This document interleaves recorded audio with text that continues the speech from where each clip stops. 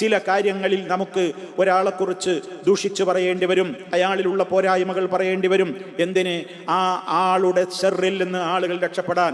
അത് ജീവിച്ചിരിക്കുന്ന ആളുകൾ മാത്രമല്ല, മരണപ്പെട്ടു പോയ ആളുകളുണ്ടാകും. അയാൾ എഴുതി വെച്ച ഗ്രന്ഥങ്ങൾ, അയാൾ സംസാരിച്ച സംസാരങ്ങൾ, അയാളുടേതായ പ്രവർത്തനങ്ങൾ കാരണം കുടുങ്ങിപ്പോകാൻ ഒരുപാട് ആളുകൾ സാധ്യതയുണ്ടെങ്കിൽ ആ ആളുകളെ കുറിച്ച് സമൂഹത്തിൻ്റെ മുമ്പിൽ മുന്നറിയിപ്പ് പറയേണ്ടി വരും, അവരെക്കുറിച്ച് സംസാരിക്കേണ്ടി വരും. അതാണ് ന്യായമുണ്ടെങ്കിലും ശർഈയായ നന്മകളുണ്ടെങ്കിലും. അല്ലാതെ അതൊന്നുമില്ലാതെ മരിച്ചവരെ കുറിച്ച് അങ്ങനെ ഇരുന്ന് കുറ്റം പറയുക എന്നുള്ളത് ഒരിക്കലും പാടില്ലാത്തതാണ്. അപ്പൊ ശർഈയായ മസ്ലഹത്ത്, ശർഈയായ മതപരമായ അതിൽ ചില നന്മകളുണ്ട് എന്നുള്ളയിടത്ത് പറയാം. ഏതുപോലെ വഹുവ, അത് ഇമാം നവവി റഹ്മത്തുള്ളാഹി അലൈഹി പറയുന്നു, നമ്മൾ ശ്രദ്ധിക്കുക. അത്തഹ്ദീറു, എന്താണ് ശർഈയായ മസ്ലഹത്ത്? വഹുവ തഹ്ദീറു, മുന്നറിയിപ്പ് നൽകാൻ, ജനങ്ങൾക്ക് വാണിംഗ് നൽകാൻ, ജനങ്ങളെ പേടിക്കണം, അവരെ കൃത്യമായിട്ട് അവരെ ബോധവൽക്കരിക്കാൻ. എന്തിന്?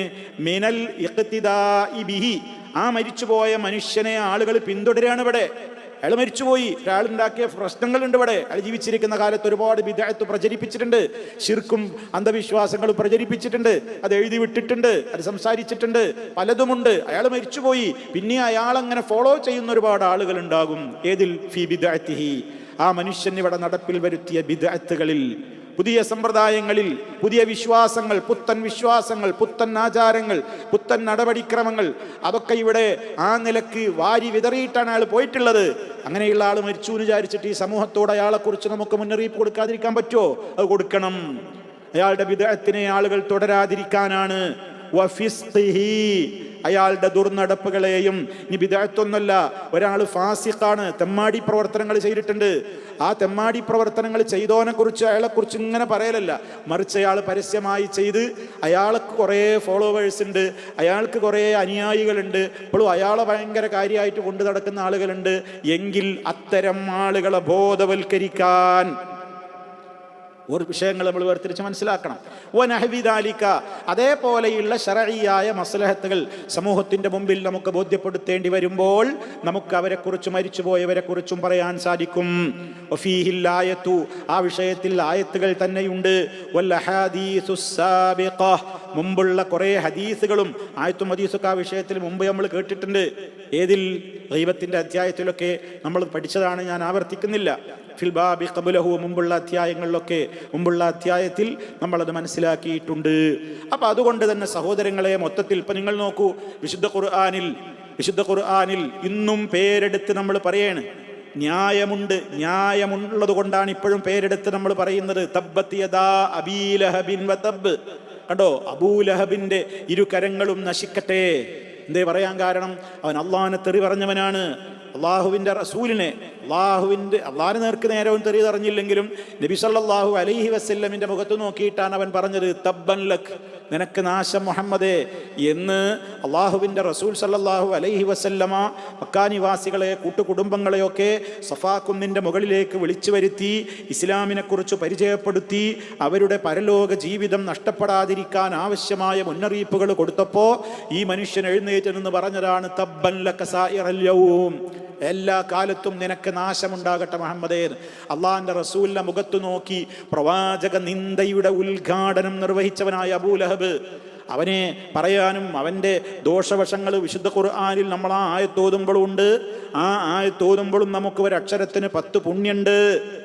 അവിടെ മരിച്ചുപോയ ആളല്ലേ, മരിച്ചുപോയവരെ കുറിച്ച് പറയാൻ പാടില്ല നിങ്ങൾ പറയും ചെയ്യുക. ഒരു ഭാഗത്ത് നിങ്ങൾ ഖുർആനിൽ തന്നെ അബൂലഹബിനെ ചീത്ത പറയുന്നില്ലേ, അവൻ ഉപകരിച്ചില്ല, അവൻ നരകത്തിലാണ്, അവൻ്റെ ഭാര്യയും അങ്ങനെ തന്നെയാണ് എന്നൊക്കെ പറയുന്നില്ലേ. അപ്പം അതെങ്ങനെ ശരിയാവുക എന്ന് ഡൗട്ട് വരണ്ട.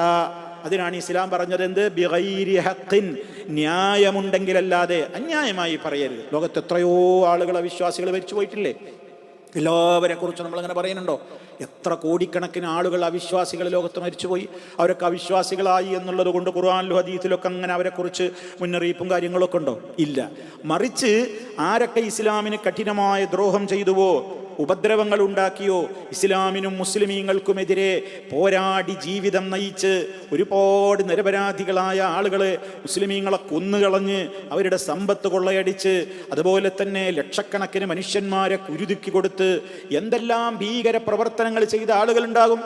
അവർക്ക് എന്നിട്ടൊരു പാർട്ടിയും സംഘടനയൊക്കെ ആയിട്ട് അവർ നടക്കുമ്പോൾ അവരെക്കുറിച്ച് മുന്നറിയിപ്പ് കൊടുക്കേണ്ടി വരും. പലതിൻ്റെയും ആ കാര്യങ്ങളെ സംബന്ധിച്ച് ഗൗരവത്തോടുകൂടെ പറയേണ്ടി വരും. അതൊക്കെ ആ ന്യായപ്രകാരമാണ്, അതല്ലാത്ത നിലക്കല്ല. അതേപോലെ ചില ആളുകൾ സമൂഹത്തിൽ ബിദ്അത്തുകൾ പ്രചരിപ്പിച്ചവർ മരിച്ചു പോയിട്ടുണ്ടാകും.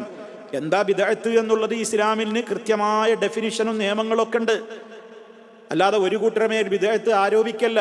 എന്താണ് അവർ ചെയ്യുന്ന ബിദ്അത്ത്, എന്താണ് അവർ ചെയ്യുന്ന പ്രവർത്തനങ്ങൾ എന്ന് ഗൗരവത്തോടെ പഠിപ്പിക്കപ്പെടുന്നുണ്ട്. അപ്പം അതുകൊണ്ട് തന്നെ അത് കൃത്യമായി മനസ്സിലാക്കി കഴിഞ്ഞാൽ അത്തരത്തിൽ ബിദ്അത്തുകളും ശിർക്കുകളും പ്രചരിപ്പിച്ചിട്ടുള്ള ആളുകൾ മരിച്ചുപോയി എന്നുള്ള നിലക്ക് അവരെക്കുറിച്ച് സമൂഹത്തിന് ബോധവൽക്കരണം കൊടുക്കേണ്ടി വന്നാൽ ബോധവൽക്കരണം കൊടുക്കുന്നതിന് ഇത് തടസ്സമല്ല.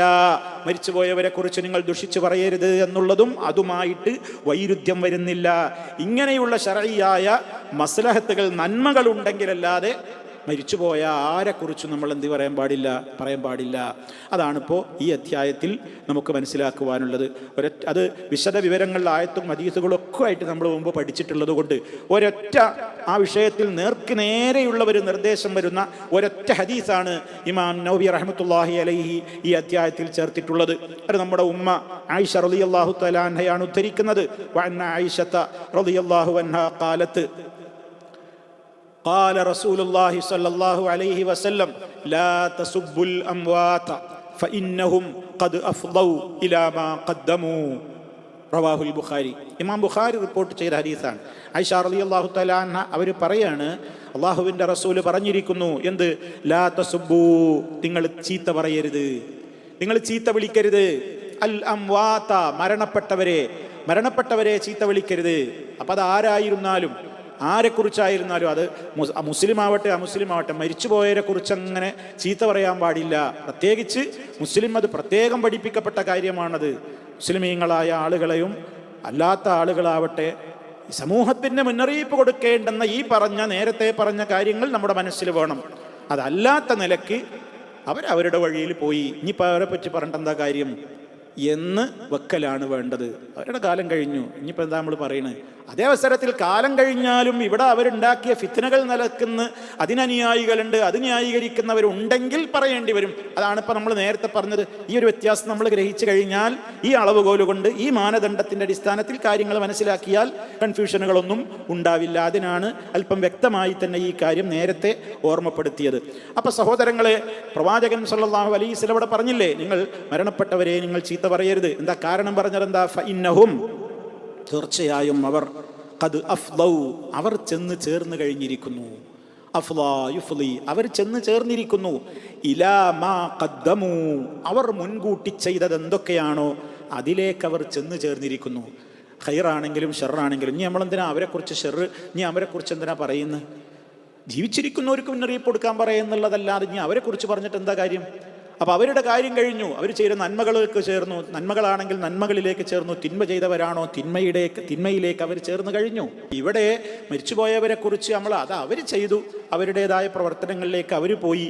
ഇനി അതിനെക്കുറിച്ച് നമ്മൾ സംസാരിച്ചിട്ട് നമ്മുടേതായ പ്രത്യേകമായ കുറ്റങ്ങൾ ഏറ്റുവാങ്ങേണ്ടി ഒരവസ്ഥ ഉണ്ടാകരുത് എന്നാണ് ഇവിടെ ഗൗരവത്തോടു കൂടെ പറഞ്ഞിട്ടുള്ളത്.